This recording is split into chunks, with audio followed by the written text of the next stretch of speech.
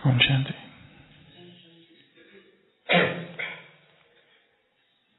एक सूफी महिला एक ऐसे फल की तलाश में थी जिसे स्वर्ग का फल, द फ्रूट ऑफ हेवन कहा जाता था। ऐसे एक पेड़ की तलाश में थी जहां वो फल उगता है। और सूफी कहानी कहती है कि वो महिला बहुत ढूंढती है उस फल को, पर मिल नहीं सकता। और अंततः एक दरवेश के पास पहुंचती है जो कि एक वृक्ष के नीचे बैठा हुआ है, और उससे पूछती है ऐसा ऐसा फल है, कहाँ मिलेगा। और वो दरवेश उसको कहता है कि वो फल यहीं पर मिलेगा, और शायद इसी वृक्ष पर वो वृक्ष की ओर देखती है और उसे वो साधारण सा मालूम पड़ता है, और वो नहीं रुकती और ढूंढने निकल पड़ती है। और इस यात्रा में वो कभी फकीर से मिलती है तो कभी पीर से मिलती है, कभी आलिम अर्थात सूफियों में जो वैद्य होते हैं उनसे मिलती है, कभी हकीम से मिलती है। इस तरह 30 साल गुजर जाते हैं और वो उस फल को ढूंढती रहती है, परंतु वो द फ्रूट ऑफ हेवन उसे कहीं नहीं मिलता। वो 30 साल की लंबी यात्रा पार कर वो अंततः उसी वृक्ष के पास पहुंचती है जहां वो दरवेश बैठा था, और वो देखती है वहां एक फल है, और शायद यही स्वर्ग का फल है। और वो जाती है और देखती है वो दरवेश वहां पर बैठा है, और उससे पूछती है क्या ये वही फल है। वो कहता है हाँ। और वो उससे पूछती है क्या वो तुम भी वही व्यक्ति हो जो मुझे 30 साल पहले मिले थे। वो कहता है हाँ। तो वो कहती है अगर यही वो फल है और यही वो वृक्ष है और ये तुम ही वो व्यक्ति हो जो कि इस फल के संरक्षण कस्टोडियन हो, तो तुमने मुझे पहले क्यों नहीं बताया। वो कहता है मैंने तुम्हें बताया था पर तुमने नहीं माना, क्योंकि इस झाड़ में 30 साल में एक ही बार फल लगता है। यदि मैंने तुम्हें तब बताया होता तो शायद तुम नहीं मानती, और इसलिए तुम्हें भटकना पड़ा। क्योंकि ये वो अद्भुत वृक्ष है कि जिसमें 30 साल में केवल एक ही बार फल लगता है, और वो दिन आज का दिन है जिस दिन तुम आई हो। कहानी सूफी साहित्य में अलग अलग ढंग से और अलग अलग रीति से अलग अलग अर्थों में समाई बताई जाती है। तो वो एक वृक्ष था जिसमें 30 साल के बाद एक बार फल लगता था, और इस ईश्वरीय वृक्ष में कब फल लगता है। 5000 वर्ष के बाद। और वो फल कौन है। वो फल कौन है। बाबा। वो फल कौन है। मैं हूं। कौन है वो फल। मैं ही हूं। तुम बच्चे ही वो फल हो। तो आज की मुरली में बाबा ने ये जो ईश्वरीय वृक्ष है, ये जो ईश्वरीय झाड़ है, ये जो जीनियोलॉजिकल ट्री, ये जो गॉडली ट्री, ये जो डिवाइन ट्री, ये जो वैरायटी वृक्ष, विविधतापूर्ण वृक्ष है, इस वृक्ष का वर्णन किया है, इस वृक्ष का विस्तार, इस वृक्ष के पत्ते, इस वृक्ष के फूल, इस वृक्ष का फल क्या है। और वो देखकर उसको क्या क्या होता है, उस वृक्षपति को, ये वृक्ष है तो वो कौन है, वृक्षपति, उसका वर्णन किया है। तो जो पहली मुरली है 1/5/84 की, आज हम उसकी चर्चा करेंगे। तो बाबा किसको देख खुश हो रहे हैं? किसको देख खुश होते हैं? वो विस्तार को देख खुश होते हैं या सार को देख खुश होते हैं? सार को कि विस्तार को? दोनों को। तेरे फूलों से भी प्यार, सार से भी प्यार, तो विस्तार से भी प्यार। तो वो ईश्वरीय वृक्ष जब भी संसार में किसी वृक्ष को देखो तो दो चीजें याद आनी चाहिए। एक तो ये ईश्वरीय वृक्ष, संगम युग का ईश्वरीय वृक्ष, जिसमें ये ब्राह्मण परिवार ही एक वृक्ष है। इसमें फल है, फूल है, पत्ते है, विस्तार है, वैरायटी है। और इसका बीज वो वृक्षपति है। एक तो ये याद आना चाहिए। और दूसरा कौन सा वृक्ष है जो याद आना चाहिए? जो ऊपर है वो उल्टा वृक्ष, अर्धमूलम मदशाकम अश्वत्थाम प्राहु रेवयम, गीता का 15वां अध्याय। हे अर्जुन सुन, मैं जिस वृक्ष की तुम्हें बात बता रहा हूं वो वृक्ष उल्टा है, जिसका बीज ऊपर है और विस्तार नीचे है। वो जो परम धाम है, तद्धामम परमम मम, उसमें ये वृक्ष है। तो वो बीज और वो सारी आत्मा है। तो संसार के जब भी किसी भी वृक्ष को, किसी भी दरख्त को देखो तो ये दो वृक्ष याद आए।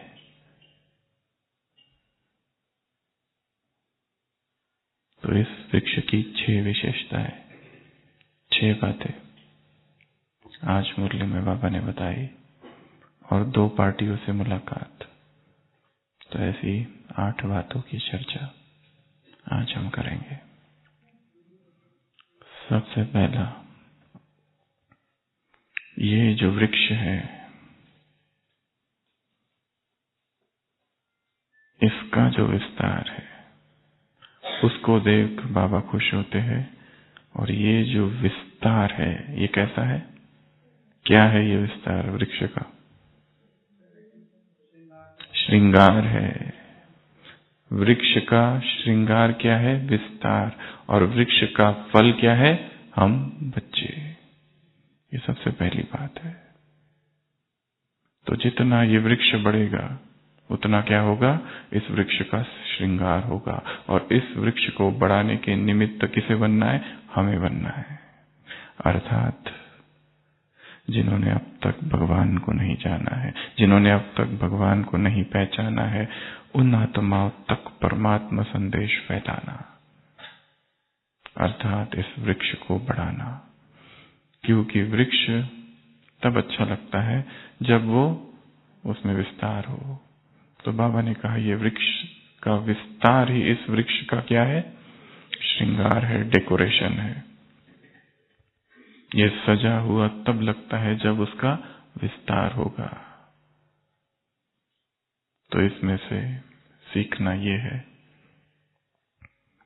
कि जो वृक्ष है उसका विस्तार मुझे करना है। एक दूसरी बात, जो विस्तार हो चुका है उसकी क्या करनी है? पालना करनी है। अर्थात आत्माओं को अपने सूक्ष्म संकल्पों के आधार से प्रकाश देनी, अर्थात आत्माओं की पालना करनी। किन आत्माओं की? जिन्होंने भगवान को जान लिया है, उन आत्माओं की। क्योंकि हम बात कर रहे ईश्वरीय वृक्ष की। तो जिन्होंने नहीं जाना वो इस वृक्ष का भाग बन जाए, और जो भाग है और जो विस्तार है और जो पत्ते हैं और जो फूल है, उनको क्या करना है? उनका आधार बनना है। आत्माओं की ज्ञान और योग से पालना करना, आत्माओं की अपने सूक्ष्म संकल्पों के वाइब्रेशंस के द्वारा पालना करनी है। तो ये काम हम सबको करना है। अमृत वेला इस वृक्ष को भी इमर्ज करना और उस वृक्ष को भी इमर्ज करना, इस वृक्ष के नीचे भी बैठना और उस वृक्ष के नीचे भी बैठना। ये सीधा है, वो उल्टा है। तो दो वृक्ष हो गए। तो एक तो नीचे चले जाना और एक ऊपर।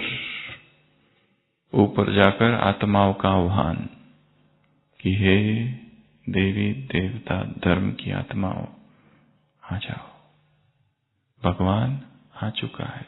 और इस वृक्ष के नीचे बैठकर क्या करेंगे? सकाश, ताकि इस यज्ञ से आत्माएं बाहर न जा पाए। किसी मुरली में वरदान था, क्या कर दो? Electric current. क्या कर दो? इलेक्ट्रिक करंट हो, ताकि कोई आत्मा इस यज्ञ से बाहर जाने की कोशिश करे तो क्या हो जाए? उसको शॉक, और अंदर फेंक दिया जाए। इधर से कोई बाहर नहीं जाना चाहिए।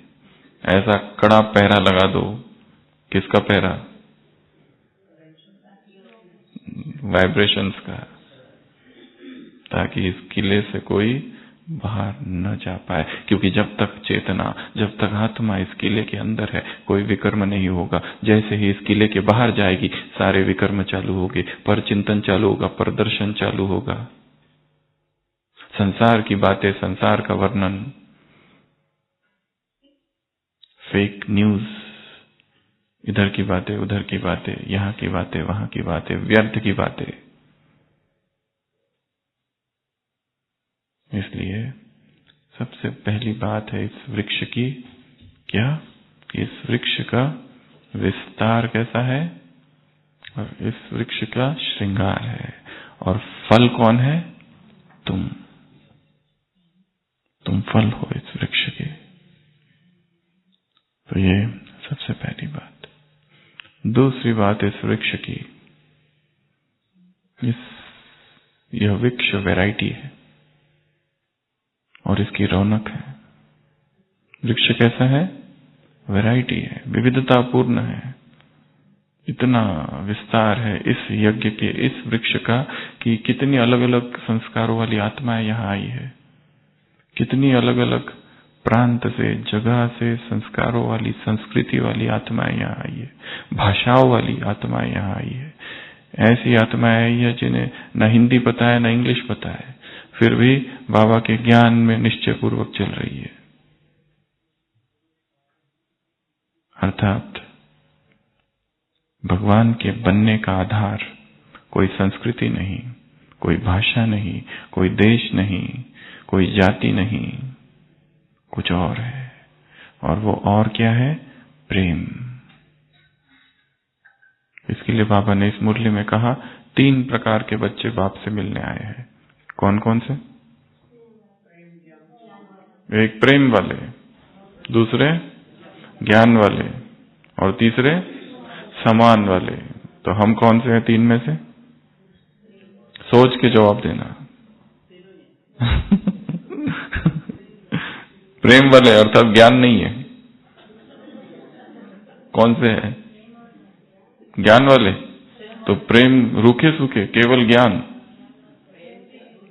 प्रेम और ज्ञान दोनों है, अर्थात समान नहीं। तो 3 में से हम कौन है? प्रेममयी ज्ञान स्वरूप समान वाले। तो 3 प्रकार के बच्चे बाबा से मिलन बना रहे हैं। कुछ है जो प्रेम स्वरूप है, कुछ है जो ज्ञान स्वरूप है, और कुछ है वो समान है। जो प्रेम स्वरूप है वो स्वतः ही ज्ञान स्वरूप है, और जो ज्ञान स्वरूप है वो स्वतः ही प्रेम स्वरूप भी है, और जो दोनों है वो स्वतः ही समान भी है। इसलिए तीनों ही महान है, तीनों ही श्रेष्ठ है, और तीनों ही धारणा हमें अपने अंदर करनी है कि भगवान को केवल ज्ञान से नहीं पहचानना है, केवल तर्क से नहीं पहचानना है, क्या हो उसमें प्रेम हो। क्योंकि कितनी आत्माएं, जैसे कहा, वो भाषा को जानती ही नहीं है, फिर भी भगवान का बन गई, आ गई यहाँ पर। और कुछ है केवल तर्क से जानने वाली बड़ी कम है, बहुत कम, जिन्हें ज्ञान की प्यास थी, जिन्हें सत्य की खोज थी, जो सत्य को ढूंढते ढूंढते यहाँ तक पहुंचे, ऐसे बहुत कम है। परंतु फिर भी केवल ज्ञान से नहीं पहुंचा जा सकता। अनुभव भावना में होता है, तर्क में नहीं। अनुभव हृदय में होता है, मस्तिष्क में विचार है और तर्क है और लॉजिक है, और जो हृदय के भाव है वो इतने सूक्ष्म है कि मस्तिष्क में उसकी छाया तो पड़ती है, परंतु मस्तिष्क जब शब्दों का रूप धारण करता है तब उनमें बहुत अंतर है। भाव बहुत ऊंचे है, बहुत महान है, और अनुभूतियां भाव में होती है। शब्दों तक आते आते सब कुछ डाइल्यूट हो जाता है। इसके लिए जो परम अनुभूति है वो मौन है। जो ईश्वरीय अनुभूति है उसे शब्दों में बताया नहीं जा सकता। तेरा वो प्यार है बाबा, समझाया नहीं जा सकता है, बरस जाता है कहां से, नैनों से वो बतलाया नहीं जाता। जो परम अनुभूति है अव्याख्य है, अकथनीय है, उसे वर्णन ही नहीं किया जा सकता। अनिर्वचनीय, वचनों का सामर्थ्य नहीं हृदय की अनुभूतियों को समझने का या वर्णन करने का। और अनुभूतियां मौन में होती है, केवल तर्क से नहीं जाना जा सकता। जैसे एक बहुत बड़ा फिलोसोफर था, दार्शनिक, तर्कशास्त्री, लॉजिशियन। उसका ये मानना था कि संसार दुख है, और संसार में जो भी घटनाएं घटती है सब कुछ दुख ही दुख है, इसमें सुख हो ही नहीं सकता, हर चीज में दुख समाया हुआ है। और वो एक दिन बैठा है, सुबह सुबह नाश्ता कर रहा है, उसकी पत्नी भी बैठी हुई है, और वो टोस्ट को घी बटर लगा रहा है। तो वो कहता है जब भी टोस्ट गिरती है हमेशा उसी बाजू में गिरती है जिस बाजू में बटर लगा होता है, ताकि पूरी टोस्ट खराब हो जाए। ये उसकी धारणा होती है। उसकी पत्नी कहती है ये जरूरी थोड़ी ना है हमेशा टोस्ट जब भी हाथ से गिरती है गलती से वो बटर की साइड में ही गिरेगी जहां पर मक्खन लगा हुआ है। वो कहता है नहीं, ऐसा ही नियम है। पत्नी कहती है नहीं, ऐसा नहीं है। वो कहता है ऐसा ही है। पत्नी कहती है करके देखो, चलो आज देख लेते हैं। तो वो टोस्ट को ऊपर फेंकता है और टोस्ट नीचे गिरती है। तो क्या होता है, इस बार मक्खन ऊपर रहता है, टोस्ट की जो बाजू है जिसमें मक्खन नहीं है वो नीचे। पत्नी कहती है देखा मैं जीत गई ना। वो कहती है ना तुम जीती ना तो मैं हारा, मक्खन गलत जगह पर लगा हुआ था। टोस्ट को जो बटर लगाया गया वो गलत साइड में लगाया गया था, वरना उसे तो नीचे ही गिरना था। इसके लिए तुम भी जीती नहीं और मैं भी हारा नहीं। अर्थात संसार दुखी है। ऐसा मन, ऐसा तर्कयुक्त मन, ऐसा लॉजिशियन माइंड भगवान के द्वार तक पहुंच जाए, संभावनाएं कम है। जो हर चीज में केवल तर्क तर्क तर्क, reason reason reason, logic logic logic को ही ढूंढता है। परमात्मा का द्वार तो उन आत्माओं के लिए जो भाव। दो चप्पू है, कौन से? कर्नाटक ग्रुप से मुलाकात। निर्माण और भावना, अति प्रेमी, अति स्नेही, अति भावना वाले बच्चे भगवान को बहुत प्रिय है, जिन्हें ज्ञान इतना समझ में नहीं आया है, परंतु प्रेम बहुत ज्यादा है, और वो प्रेम ही उन्हें भगवान का बना देता है। तो 3 प्रकार के बच्चे मिलने आए, ज्ञानी, प्रेम वाले और समान। तो हम कौन हैं? फिर से वही प्रश्न, हम कौन है तीनों में से? तीनों ही हैं। अब ठीक है। तो ये 3 बातें। तो हम थे इस वृक्ष की चर्चा कर रहे थे। पहली बात बताई थी कि ये वृक्ष को देखकर बाबा खुश होते हैं, ये वृक्ष का विस्तार, इस वृक्ष का श्रृंगार है, और इस वृक्ष का जो फल है वो तुम बच्चे हो। दूसरी बात, इस वृक्ष का जो विस्तार है वो वैरायटी है, इस वृक्ष का जो विस्तार है वो रौनक वाला है, और इस वृक्ष के जो फल है, परंतु वो क्या है? शक्तिशाली है, शक्तिशाली फल।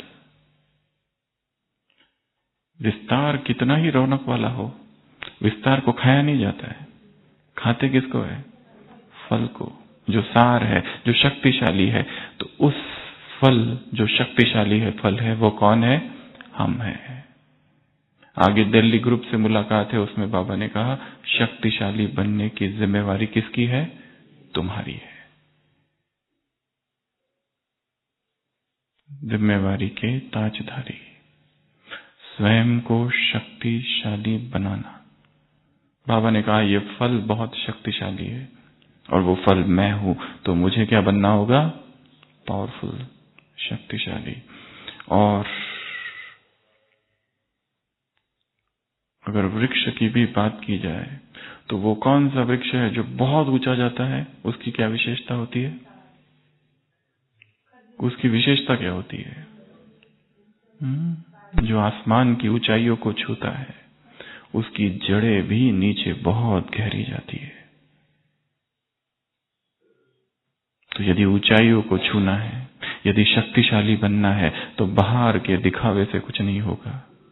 विस्तार रौनक वाला है, वैरायटी है, परंतु काम कहाँ करना पड़ेगा? अंतस चेतना में काम करना पड़ेगा। अपने विचारों पर, संकल्पों पर, धारणाओं पर, सूक्ष्म मर्यादाओं पर, एक एक संकल्प पर काम करना पड़ेगा। यह सबसे बड़ा काम है, ताकि हमारी जड़ें कैसी हो जाए?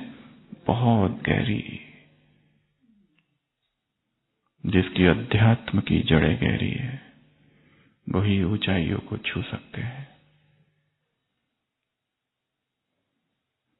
जिसकी मन के संकल्पों की जड़ें बहुत गहरी है, एक एक संकल्प पर काम किया है, एक एक इमोशन पर, भावना पर काम किया है, एक एक स्मृति पर काम किया है, कि अचानक ये विचार कहां से आ गया? ये तो था नहीं, जरूर कोई ना कोई उगम स्थान है।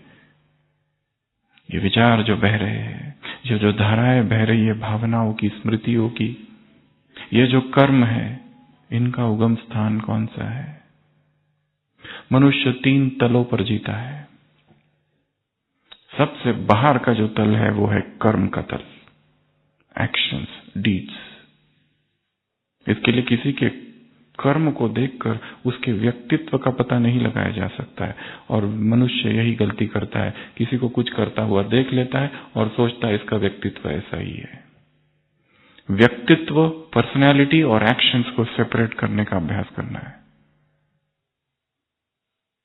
क्योंकि कर्म सबसे बाहरी तल है।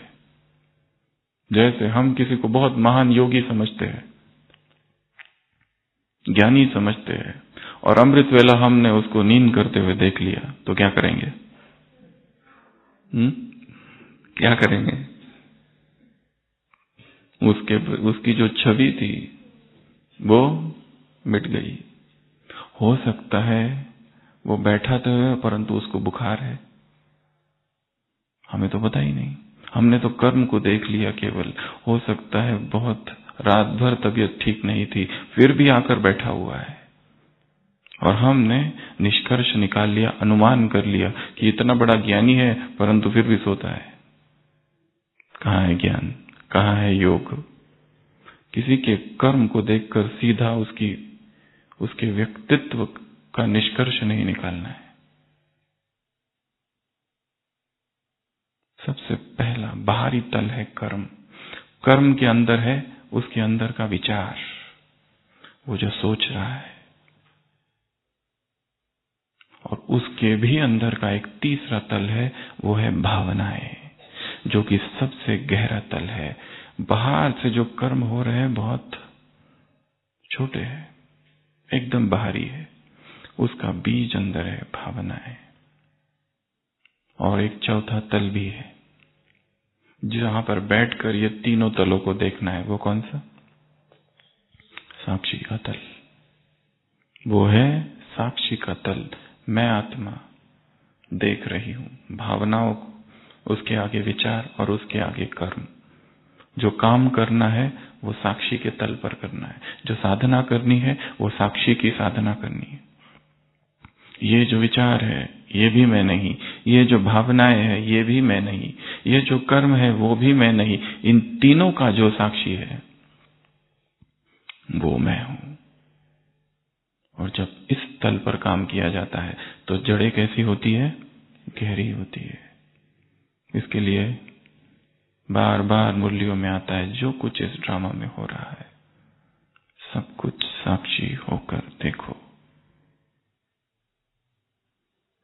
जिसकी साक्षी की साधना सबसे ज्यादा है उसका मन सबसे शक्तिशाली और अनडिस्टर्ब्ड है, अचल अविचल।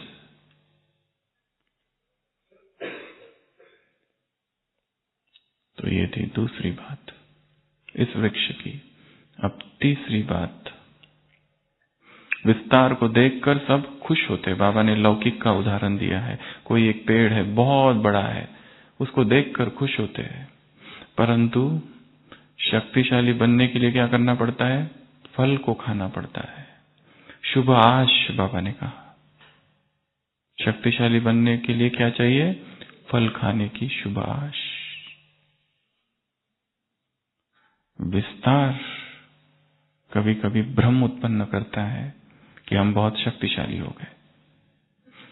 सेवाओं का विस्तार शायद कभी कभी ये भ्रम उत्पन्न करता है कि हमने जान लिया, समझ लिया, बहुत सारे पुण्य कर लिए, बहुत कुछ कर लिया।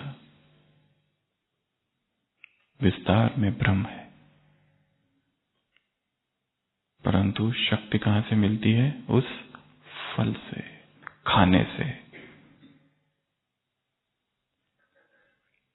और जैसे कहा शक्तिशाली बनना है तो क्या करना पड़ेगा? नीचे जाना पड़ेगा, अंडरग्राउंड। एक व्यक्ति बहुत दुखी हो जाता है संसार से, इतना दुखी हो जाता है, इतना दुखी हो जाता है, सोचता है संसार को छोड़ दूं, खुदकुशी कर लूं, जंगल में चला जाता है, भटकते रहता है यहां वहां। मिल जाए कोई सरोवर, कोई तालाब, कोई नदी, कोई समुंदर और कूद पड़ूं, और उसे एक साधु मिलता है, एक सन्यासी, एक तपस्वी। वो साधु कहता है क्या हुआ? वो कहता है दुखी हूं, जीवन से दुखी हूं, जीवन में दुख के अतिरिक्त कुछ नहीं पाया, जो कुछ किया सब में असफलता मिली, जो जो कार्य किए, जो जो क्षेत्र में मैं गया हर जगह पर असफलता हाथ आई, मैं क्या करूं?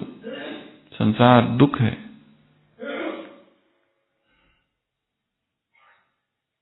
वो योगी उस व्यक्ति को कहता है, वो देखो सामने दो झाड़ खड़े हैं, एक तो बांस का वृक्ष है, बाम्बू ट्री, और दूसरा कोई साधारण सा वृक्ष है। वो कहता है कि जब मैंने बीज बोया था इन दोनों झाड़ों का, तो पहला जो वृक्ष था साधारण, उसमें तुरंत वो बढ़ गया, तुरंत फल फूल आ गए। परंतु ये जो दूसरा झाड़ था, बांस का झाड़, बाम्बू, उसमें कुछ भी नहीं आया। फिर भी मैं पानी डालते गया, खत डालते गया, धूप आती रही, 4 साल तक कुछ भी नहीं हुआ, जरा भी अंकुरित नहीं हुआ, सैपलिंग लगा ही नहीं। और कहीं 4 साल के बाद थोड़ा सा पौधा निकला। और 6 मास के अंदर आज इतना बड़ा वृक्ष बन गया, 100 फीट ऊंचा। तो ये क्या हुआ?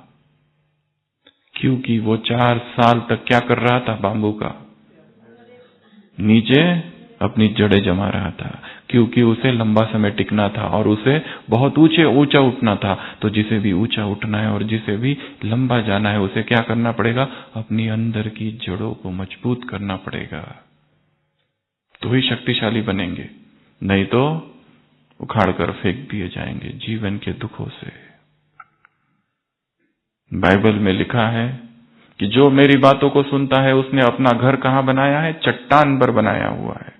और जो मेरी बातों को नहीं मानता उसने अपना घर बालू पर बनाया गया। And the flood comes and the rain comes and the wind blows. फिर भी जिसने चट्टान पर घर बनाया होगा, अर्थात मेरी बातों को ग्रहण किया होगा, उसका घर ढहेगा नहीं। इसके लिए काम किस पर करना है?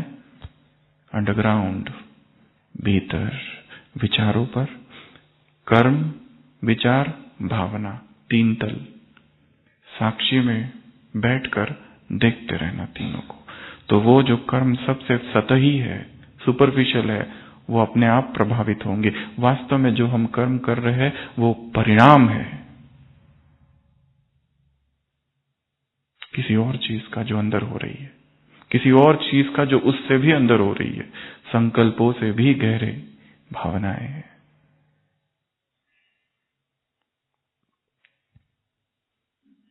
फिर उसके बाद में चौथी बात, ये जो वृक्ष है और ये जो विस्तार है, विस्तार और सार दोनों की अपनी अपनी विशेषता है।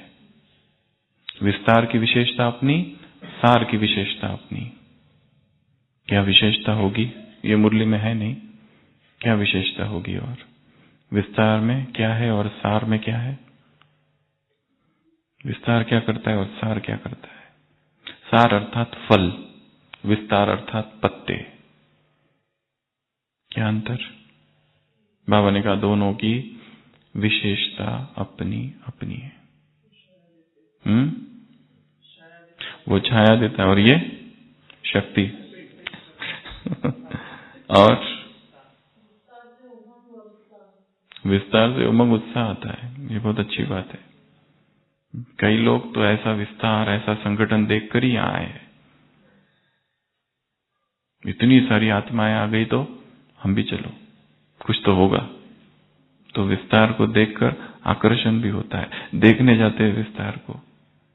फल की अपनी विशेषता, विस्तार की अपनी विशेषता। और एक अगली बात, 5वीं, परसेंटेज भी दोनों की अपनी अपनी है। बाबा ने कहा फल की परसेंटेज अपनी और विस्तार की परसेंटेज अपनी। और लास्ट बात, 6वीं, बाबा को दोनों से ही प्यार है, विस्तार से भी और सार से भी। ज्यादा किससे है? सार से कि विस्तार से? विस्तार अर्थात जो आत्माएं अभी भी जुड़ रही है, जो आत्माएं अभी भी आ रही है। विस्तार अर्थात अभी भी आने वाली, और सार अर्थात जो लंबे समय से है, पहले से है। तो बाबा ने कहा दोनों से प्यार है, दोनों से प्यार है उसको। और इसलिए वो दोनों से मिलने आता है। और इसलिए मिलने के लिए, आने के लिए उसको क्या करना पड़ता है? साकार रूप धारण करना पड़ता है। यही उसके प्यार की निशानी है। जैसे भक्ति मार्ग का उदाहरण दिया, कौन सा? भक्ति मार्ग। जैसे भक्तों की इच्छा बाप पूर्ण करते हैं, वैसे यहां भी क्या करते हैं? क्या बच्चों की भी अवश्य करेंगे। और आत्मा की सबसे गहरे तल में एक इच्छा है मिलन की। द डीपेस्ट डिजायर जो है आत्मा की, वो क्या है? मिलन। परंतु एक गड़बड़ हो गई द्वापर से। ये मिलन की जो इच्छा है वो है आत्मा की परमात्मा से मिलन की, परंतु न आत्मा का ख्याल था न परमात्मा का। इसके लिए मिलन को देह के तल पर ढूंढा और काम का विस्तार हुआ। उस देह के मिलन को सर्वोच्च मिलन माना और विकारों में व्यक्ति डूबता गया। इतना डूबता गया कि उस मिलन से ना तो कभी तृप्ति हुई, और ही दुखी होता गया, बेचैन होता गया, फंसता गया गर्त में। इसलिए बाप जब इस संसार में आते हैं एक ही काम करते हैं, कौन सा? पतित से पावन बनाने का। काम महाशत्रु है, ऐसा कोई कह दे, ये बांसी का घर नहीं है, केवल बाप ही कह सकता है। कुछ दिन पहले मुरलियों में था, 4 दिन पहले, वो केवल एक ही काम करने आता है, पतित को पावन बनाने। इस काम ने ही सबका बेड़ा गर्द किया है। क्रोध ने नहीं किया, लोभ ने नहीं किया, मोह ने नहीं किया, अहंकार ने नहीं किया, काम ने कर दिया। इसके लिए इस यज्ञ का मूल फाउंडेशन है संपूर्ण पवित्रता, संपूर्ण ब्रह्मचर्य। और बिना पवित्रता के इस ज्ञान को समझा नहीं जा सकता, बिना पवित्रता के इस ज्ञान को धारण नहीं किया जा सकता। बिना पवित्रता के जो भी सेवाएं हो रही है सब कुछ व्यर्थ है। यदि मन में वासनाएं हैं, कामनाएं हैं, दैहिक आकर्षण है और दैहिक इच्छाएं, तो जो कुछ बाहर हो रहा है उसमें सार नहीं होगा। इसके लिए बाबा कहते हैं सिवाय छोड़ दो पर आंतरिक पवित्रता और खुशी ना जाए, यहां तक भी बोला है। तो विस्तार से भी प्यार है तो सार से भी प्यार है। ऐसी मिलती जुलती ये 6 बातें इस ईश्वरीय वृक्ष की बाबा ने कही है। अब आपके लिए काम दे रहे होमवर्क कि ये जो वृक्ष है या ये जो ब्राह्मण परिवार है, इसकी क्या क्या विशेषता है वो सबको लिखना है बाद में। इस ब्राह्मण परिवार की या ईश्वरीय वृक्ष की 21 विशेषताएं है। जो मुरलियों में आई है वो नहीं, वो छोड़कर दूसरी विशेषता है क्या क्या है उसके बारे में चिंतन करना है, लिखना है। अभी भी मुरलियों में था, एकांत में जाओ और चिंतन करो। जैसे वो पादरी क्या करते हैं, एकांत में जाते हैं और माला फेरते हैं, तुम भी छत पे जाओ और चिंतन करो, एकांत में जाओ और चिंतन करो। ऐसा एकांत हो कि जहां पर कोई भी मनुष्य दिखाई ना दे, पर ध्यान से जाना क्योंकि भालू दिखाई दे सकता है।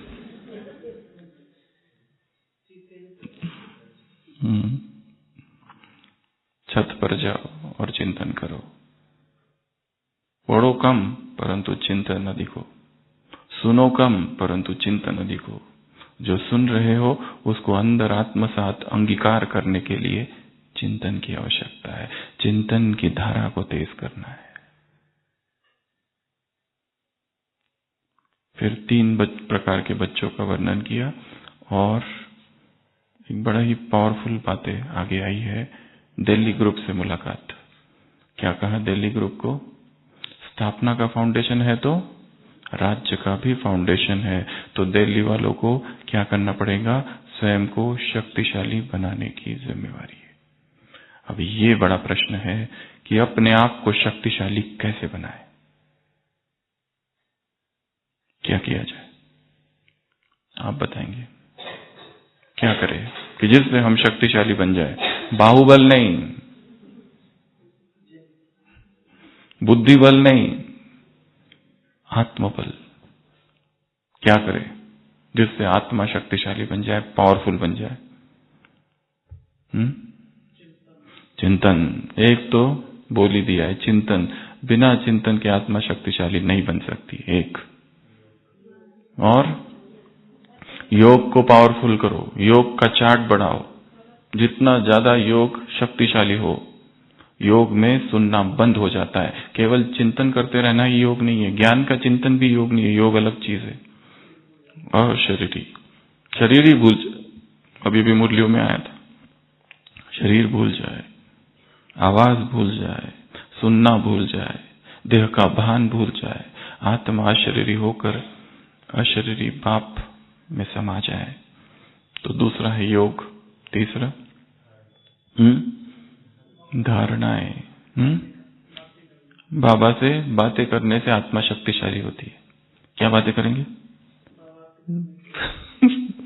सब ठीक तो चल रहा है परम धाम में, तो भगवान से बातें करना, बार बार उसका आह्वान करना दिनचर्या में, बार बार उससे बातें करना, बार बार उसको अपने दिल का हाल सुनाना, बार बार उसको मैसेज करना। जैसे दुनिया में मैसेज किया जाता है ना, व्हाट्सएप मैसेजेस भेजते रहते हैं, स्टेटस।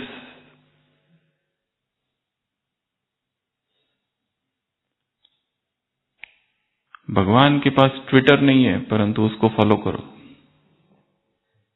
भगवान के पास फेसबुक नहीं है, परंतु वही सबसे अच्छा मित्र है, फ्रेंड है। भगवान के पास व्हाट्सएप नहीं है, परंतु निरंतर ऑनलाइन कौन है? वही है, हमेशा।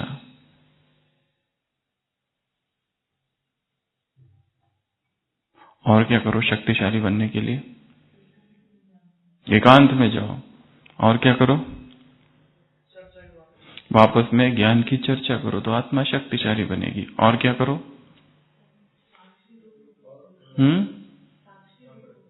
पावरफुल अमृत वेला करो। और क्या करो? कितने बजे अमृत वेला करो? अभी अभी मुरली में टाइम आया था।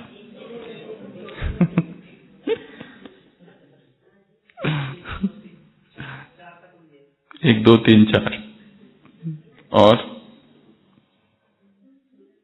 एक बड़े महान योगी, मुरलियों में आता है कि भारत के योगी विदेश गए और उन्होंने ज्ञान योग सिखाया उधर।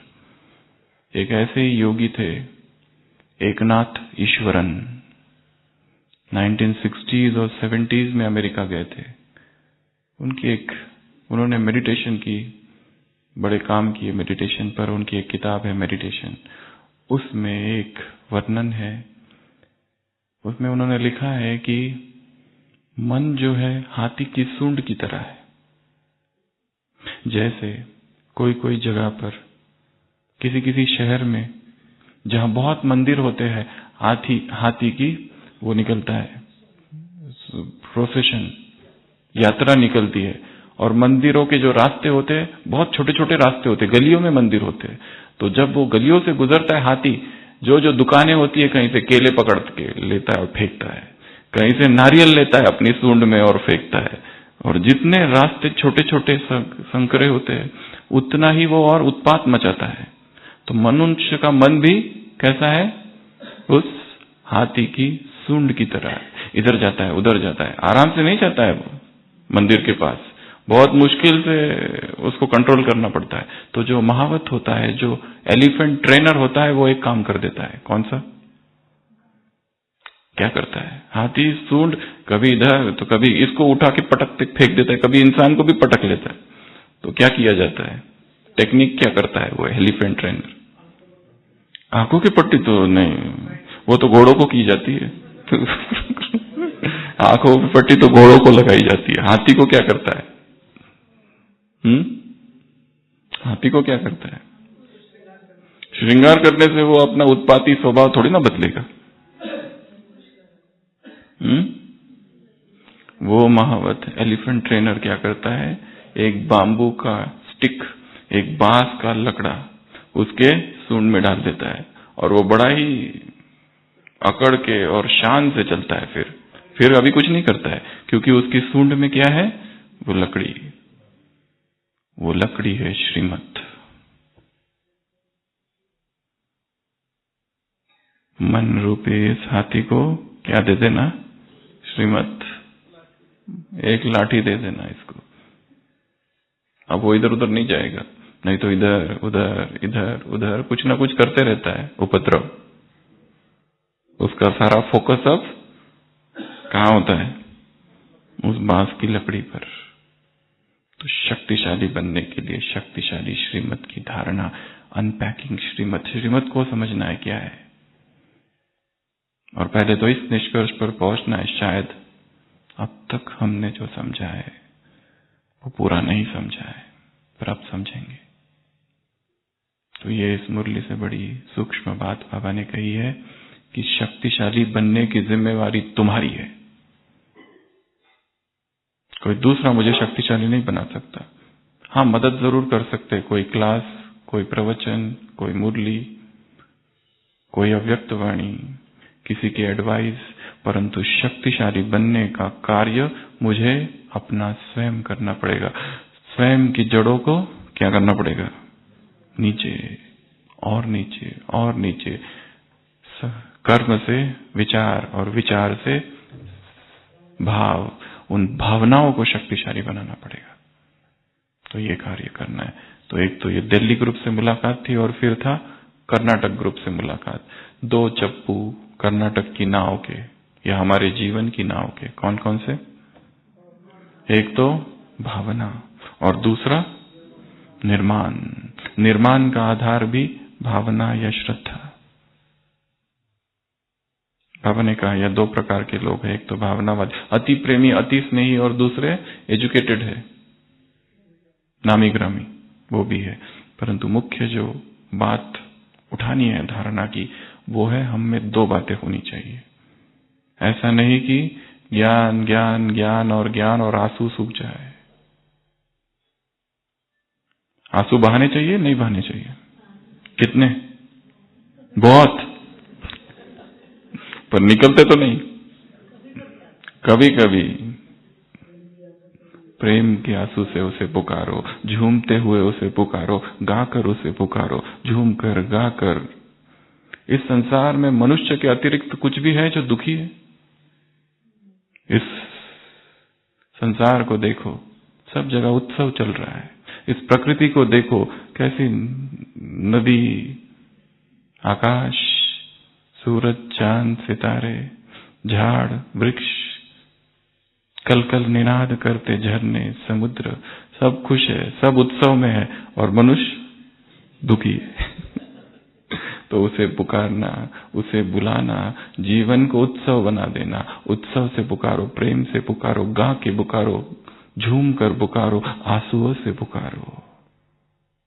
ये भावना का मार्ग है, प्रेम पथ है ये, प्रेम का मार्ग।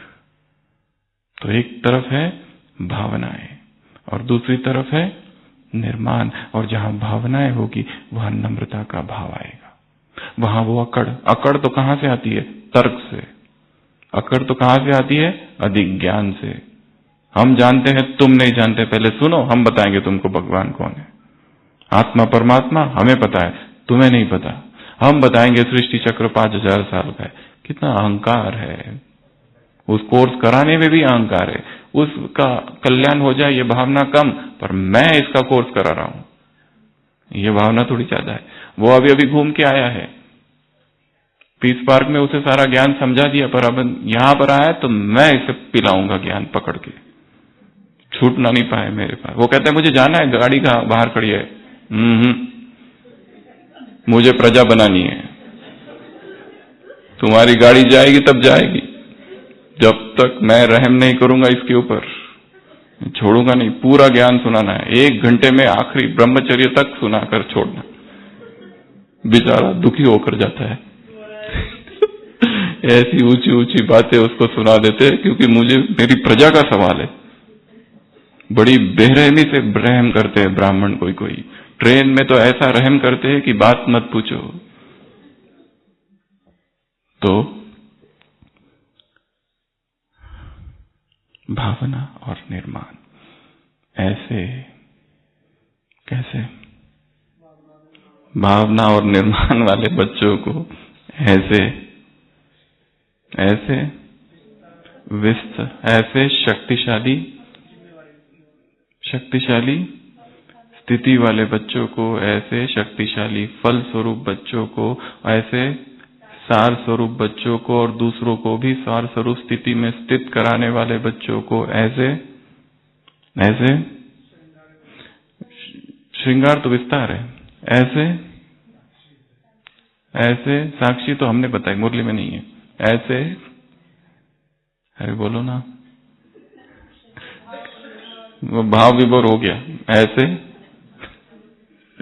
इतनी बड़ी मुरली है। ऐसे स्वयं को शक्तिशाली बनाने वाले बच्चों को, जिम्मेवारी का ताज पहनने वाले बच्चों को, ऐसे ज्ञान स्वरूप बच्चों को ऐसे भगवान से किस रीति से मिलन मनाने वाले, प्रेम से, ज्ञान से, और समान स्वरूप से मिलन मनाने वाले बच्चों को ऐसे, वो हो गया ऐसे ऐसे आधार मूर्त उद्धार मूर्त, वो आगे की मुरली में है, ऐसे ऐसे ऐसे डैश डैश डैश